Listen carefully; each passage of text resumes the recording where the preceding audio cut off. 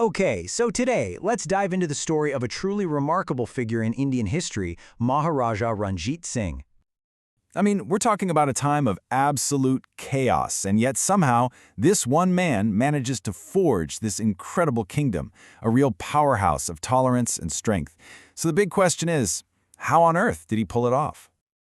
All right, to really get a grip on what he accomplished, you have to picture the scene.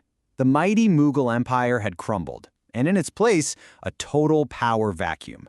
Punjab was basically a free-for-all, a fractured battleground carved up into 12 different Sikh confederacies, or misls, and they were all at each other's throats fighting for control. There was just no central authority whatsoever. So, into this chaos steps one man. Who was he? This guy who would not only tame this wild land, but earn the incredible title Sher-e-Punjab, the Lion of Punjab. Well, fun fact, his birth name was actually Bood Singh, but when he was just a kid, around 10 years old, his dad renamed him Ranjit Singh, which means victor of battles, right after a major win. Talk about prophetic, right?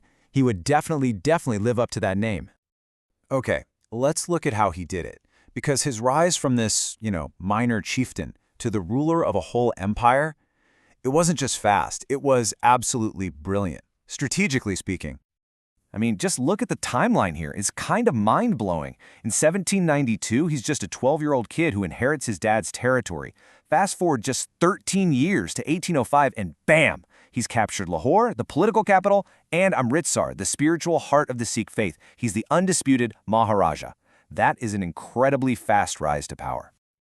Okay, so building an empire is one thing, but holding it together, that's the real challenge. So how did he do it? Well, the answer really boils down to two key things where he was, frankly, a genius: his army and the way he ran his government. And when we talk about his army, we're not just talking about hiring a few mercenaries. No, Ranjit Singh was playing a whole different game. He brought in European officers, sure, to get his troops up to speed with modern tactics. But here's the kicker. He went a step further. He built his own cannon foundries, his own arms factories. He made sure his army wasn't just tough, it was totally self-sufficient. A real game changer. And then there's his government. He ran it on a famously secular basis, which, for the time, was, well, it was revolutionary. Think about it. In an age filled with religious conflict, he's picking people for jobs based on their skills, on merit, not what God they prayed to. It wasn't just a nice idea. It was a brilliant strategy. It was the only way he could bring all these different people together and build a stable government that actually worked. And you don't have to take my word for it. Just look at his cabinet, his inner circle. His foreign minister, a Muslim. His defense and finance ministers, both Hindus. And we're not talking about symbolic jobs here. These were the most powerful positions in the entire empire, and he gave them to the best people he could find, period. So he was a military and political genius for sure. But his legacy, it's about so much more than just battles and bureaucracy. It's really defined by what he chose to build, what he chose to protect. His most famous contribution, of course, was the spectacular restoration of the Harmandir Sahib. He's the one who had it adorned with all that incredible marble and gold, giving it the name we all know today, the Golden Temple. But get this, his patronage didn't stop with his own faith. He also famously donated a huge amount of gold to the Kashi Vishwanath Temple, one of the most sacred Hindu shrines. That speaks volumes, doesn't it?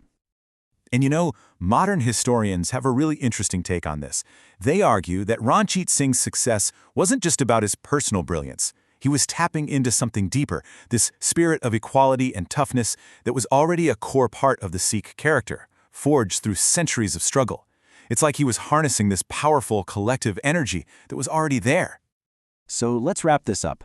When you look back at his incredible 40-year reign, what are the big takeaways? I think we can boil his legacy down to 5 key pillars. First, he was the great unifier, turning those 12 warring groups into one solid empire. Second, the military modernizer, building an army that could go toe-to-toe with the Europeans. Third, the secular statesman, championing religious tolerance and hiring based on merit. Fourth, a true patron of faith, protecting sacred sites from multiple religions. And finally, the Lion of Punjab himself, defending his kingdom and expanding its borders. All of that in just one lifetime? It's just an immense achievement. And that leaves us with one last really interesting question to chew on. For all its power, the Sikh Empire fell apart pretty quickly after he died. So, what does that tell us? What does it say about the legacy of a single, powerful leader versus the strength of the institutions they build?